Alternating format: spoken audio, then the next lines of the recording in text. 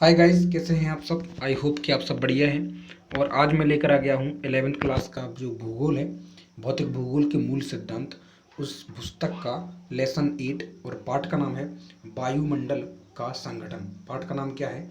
वायुमंडल का संगठन। ओके, तो चलिए शुरू करते हैं। इससे पहले मैंने जो पिछले लेसन थे वो अपलोड कर दिए हैं, अगर आपने नहीं देखे तो जरूर देखें। बहुत ही सही और सटीक आंसर मिलेगा आपको, और मैं बीच में एक्सप्लेनेशन भी कराता जाऊंगा। और देखिए, जो मैं बताता हूँ, जो आंसर आपको स्क्रीन पर दिखेगा, जरूरी नहीं है कि आप वहीं लिखें, आप अपनी समझ से भी लिख सकते हैं, अगर हमें जो है क्वेश्चन का आंसर समझ में आ जाता है तो। चलिए समझते हैं, शुरू करते हैं। सबसे पहले आपको पुस्तक में देखने के लिए मिलेंगे बहुवैकल्पिक प्रश्न, और उसमें है कि निम्नलिखित में से कौन सी गैस वायुमंडल में सबसे अधिक मात्रा में मौजूद है? तो उसका नाम है नाइट्रोजन। कौन सी? नाइट्रोजन। आपको पता है वायुमंडल जो हमारी धरती के ऊपर है, ऊपरी आवरण में वायुमंडल है, इसमें 78% जो है नाइट्रोजन है, 21% जो है ऑक्सीजन है, और जो 1% बची, इसमें अदर गैसें आ जाती हैं, जैसे ऑर्गन, कार्बन डाइऑक्साइड या अन्य अन्य। अगला क्वेश्चन है आपका। अगला क्वेश्चन देखिए, वह वायुमंडलीय परत जो मानव जीवन के लिए बहुत महत्वपूर्ण है। तो देखिए, आगे आपको देखने के लिए मिलेगा कि जो वायुमंडल है उसको 5 परतों में विभाजित किया जाता है। 5 परतों में विभाजित किया जाता है। तो सबसे जो निचली परत होती है, सबसे निचली परत, वो क्षोभ मंडल कहलाती है, जिसमें मानव जीवन निवास करता है। वहाँ ऑक्सीजन है, इसलिए यह मानव जीवन के लिए महत्वपूर्ण है, याद रखना। तो क्षोभ मंडल जो है मानव जीवन के लिए इसीलिए महत्वपूर्ण है क्योंकि यह सबसे निचली परत है, और इसमें जो परिवर्तन बदलाव होंगे वही बदलाव हमारे जीवन में भी होंगे, याद रखना। समुद्री नमक, पराग, राख, धुएं की कालिमा, महीन मिट्टी किससे संबंधित है? तो देखिए, समुद्री नमक, पराग, राख, धुएं की कालिमा, ये सब किससे संबंधित है? तो ये है आपके धूल कण से संबंधित। किससे? धूल कण से संबंधित। छोटे छोटे धूल के कण जो वायु में घुले रहते हैं, यही धूल कण इसका आंसर है। ठीक है, अब चलिए चलते हैं। अगला क्वेश्चन है कि निम्नलिखित में से कितनी ऊंचाई पर ऑक्सीजन की मात्रा नगण्य हो जाती है? मतलब कि ऑक्सीजन की मात्रा फिर नहीं रहती। तो 120 किलोमीटर की ऊंचाई पर, पृथ्वी से 120 किलोमीटर की ऊंचाई पर, 120 किलोमीटर की ऊंचाई पर जो है क्या ऑक्सीजन बिल्कुल भी नहीं पाई जाती, याद रखना। अगला है कि निम्नलिखित में से कौन सी गैस सौर विकिरण के पारदर्शी है तथा पार्थिव विकिरण के लिए अपारदर्शी है? तो सुनिए, जो कार्बन डाइऑक्साइड है, जो सौर विकिरण है ना के लिए पारदर्शी है। पारदर्शी मतलब सौर विकिरण से आर पार हो जाती है, पारदर्शी है, लेकिन पार्थिव विकिरण के लिए अपारदर्शी। अपारदर्शी आप जानते हैं, आर पार ना जा सके। ठीक है, अगला क्वेश्चन है। अब 30 शब्दों में आंसर देना है, तो हम आपको बताते जाएंगे, और आप सुनना है आपको ध्यान से। 1-2 बार वीडियो देखेंगे, बिल्कुल क्लियर हो जाएगा, किसी भी तरह की प्रॉब्लम नहीं रहेगी। पहला क्वेश्चन है कि वायुमंडल से आप क्या समझते हैं? तो इसका आंसर सुनिए कि वायुमंडल विभिन्न प्रकार की गैसों का मिश्रण है, याद रखना। वायुमंडल में ना कि ऑक्सीजन पाई जाती है, बल्कि जो है आपकी नाइट्रोजन भी पाई जाती है, कार्बन डाइऑक्साइड भी पाई जाती है, ओजोन गैस भी पाई जाती है, ऑर्गन भी पाई जाती है, और आपकी कार्बन ऑक्सीजन भी पाई जाती है। और यह पृथ्वी को सभी ओर से ढकी हुई है। इसका मतलब है कि पृथ्वी को चारों ओर से ढकी हुई है। ठीक है, इसमें मनुष्य तथा जंतुओं के जीवन के लिए आवश्यक गैसें हैं। किसमें? वायुमंडल में। ठीक है, जैसे ऑक्सीजन तथा पौधों के लिए कार्बन डाइऑक्साइड पाई जाती है। वायु पृथ्वी के द्रव्यमान का अभिन्न भाग है। पृथ्वी के द्रव्यमान, द्रव्यमान तो आप जानते हैं ना, पृथ्वी के अंदर जो उसका वजन है, एक किस्म से। एक भार अलग चीज है, द्रव्यमान अलग चीज है, लेकिन पृथ्वी के भार के भाग का अभिन्न हिस्सा है क्या? वायुमंडल। इसके कुल द्रव्यमान का, यानी पृथ्वी के कुल द्रव्यमान का, यानी पृथ्वी के कुल द्रव्यमान का, जो वायुमंडल है, जो वायुमंडल है आपका, तो वायुमंडल के कुल द्रव्यमान का 99% हिस्सा केवल 32 किलोमीटर ऊंचाई तक है। 99% हिस्सा 32 किलोमीटर ऊंचाई तक है, और बाकी 1% हिस्सा 32 किलोमीटर से ऊपर है, याद रखना। ठीक है, यानी कि जो हमारी धूल कण है, जल वाष्प है, ऑक्सीजन है, तो हमारे नीचे निचली क्षोभ मंडल में है, याद रखना। वायु रंगहीन तथा गंधहीन होती है, जब पवन की तरह बहती है तब हम इसे महसूस कर सकते हैं। ठीक है, आई होप कि वायुमंडल क्या है ये आपको आराम से आ गया होगा, कोई दिक्कत नहीं रही होगी। अब हम चलते हैं अगले प्रश्न पर कि मौसम एवं जलवायु के तत्व कौन कौन से हैं। मौसम एवं जलवायु के तत्व कौन कौन से हैं, तो सुनिए, मौसम एवं जलवायु के तत्व निम्न हैं कि मौसम और जलवायु के तत्व निम्न हैं कौन कौन से, कि तापमान है, दाब है, हवा है और आर्द्रता है। तो तापमान मौसम एवं जलवायु के मुख्य तत्व हैं। तापमान मौसम और जलवायु के मुख्य तत्व हैं। वायुमंडल के निचले भाग से वायु दाब ऊंचाई के साथ तीव्रता से घटता है।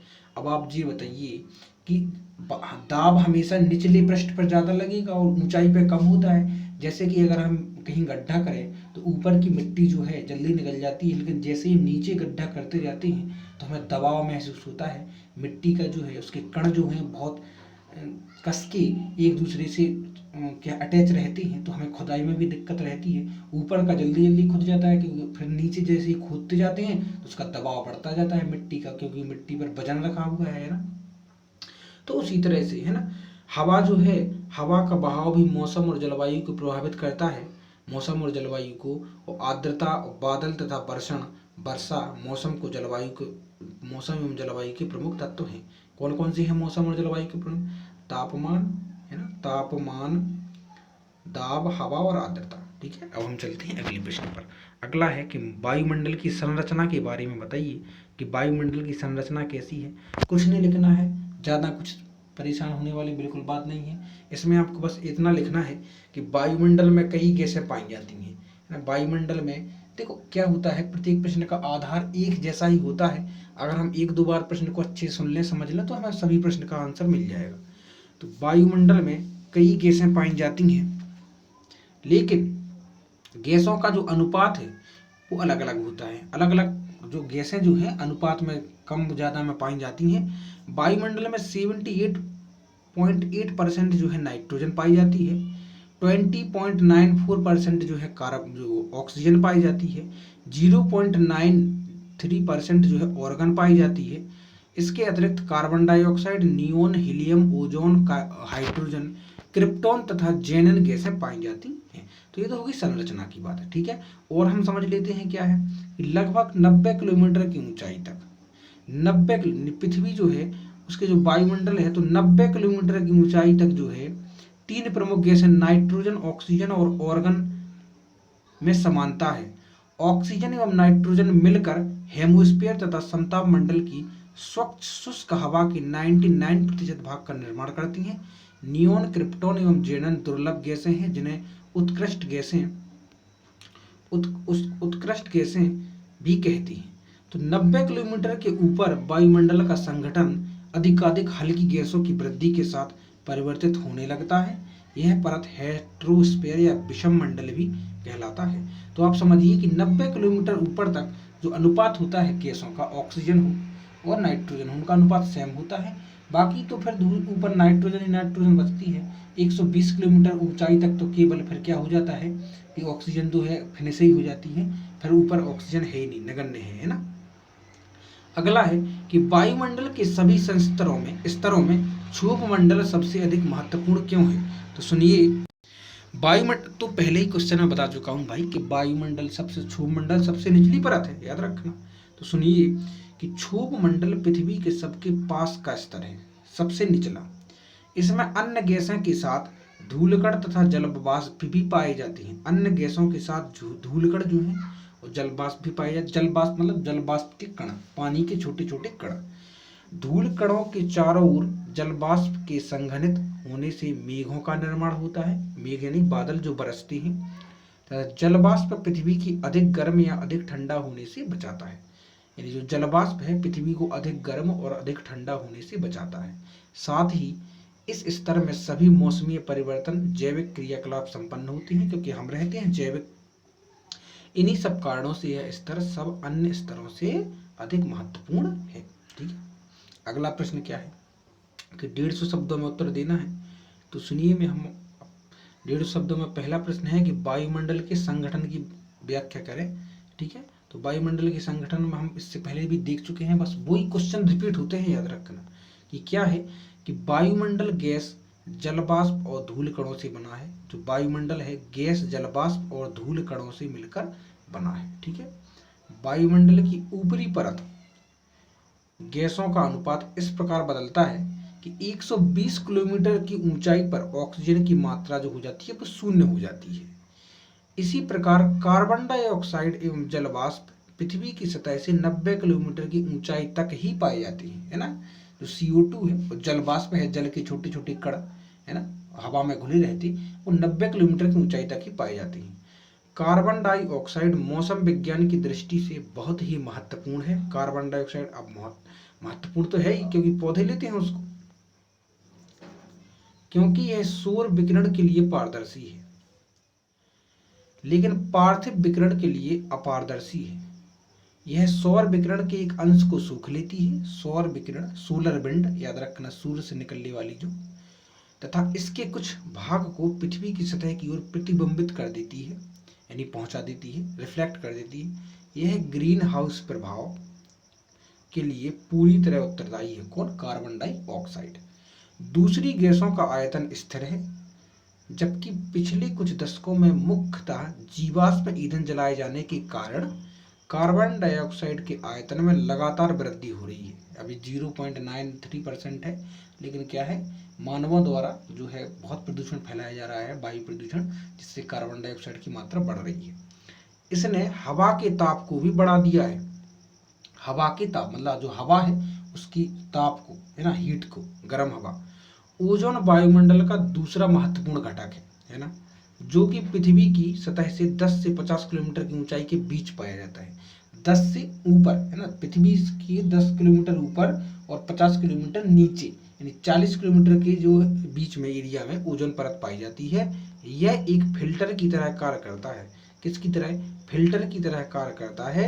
सूर्य से निकलने वाली परावैंगनी किरणों को अवशोषित कर उनको पृथ्वी की सतह पर पहुंचने से रोकता है। सूर्य की परावैंगनी किरणें, है ना, परावैंगनी किरणें हानिकारक होती हैं, है ना, उनको वो सोख लेता है और क्या प्यूरिफाई कर देता है, अवशोषित करके उनको पृथ्वी तक सतह पर पहुंचने से रोकता है परावैंगनी किरणों को, है ना। अगला क्वेश्चन है कि वायुमंडल की संरचना का चित्र खींचे और व्याख्या करें। देखिए, जो वायुमंडल की संरचना का चित्र खींचना है, उसको व्याख्या भी करनी है। तो हम आपको एक पहले चित्र दिखा देते हैं। तो देखिए, जो है वायुमंडल को मैंने बताया है आपको कि 5 भागों में बांटा गया है। वायुमंडल को कितने भागों में? 5 भागों में। ठीक है, 5 भागों में बांटा गया है। तो सबसे पहले 10 किलोमीटर के एरिया में जो है आपका क्षोभ मंडल है। ठीक है, क्षोभ मंडल।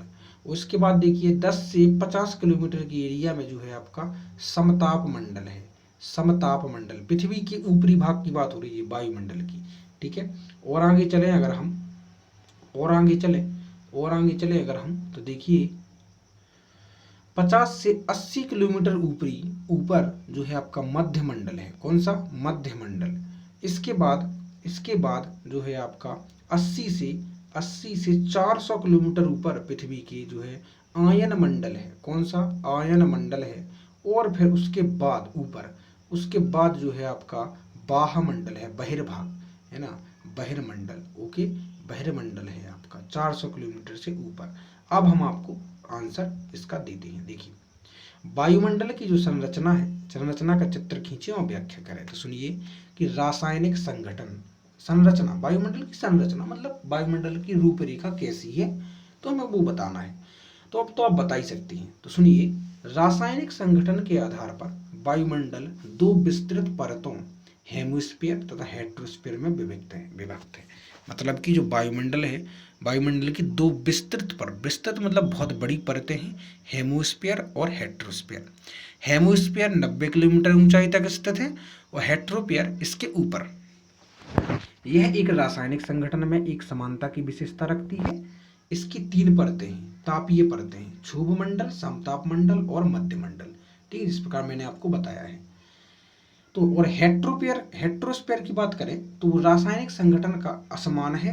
इसमें क्रमशः नाइट्रोजन, ऑक्सीजन, हीलियम, हाइड्रोजन की परतदार संरचनाएं हैं।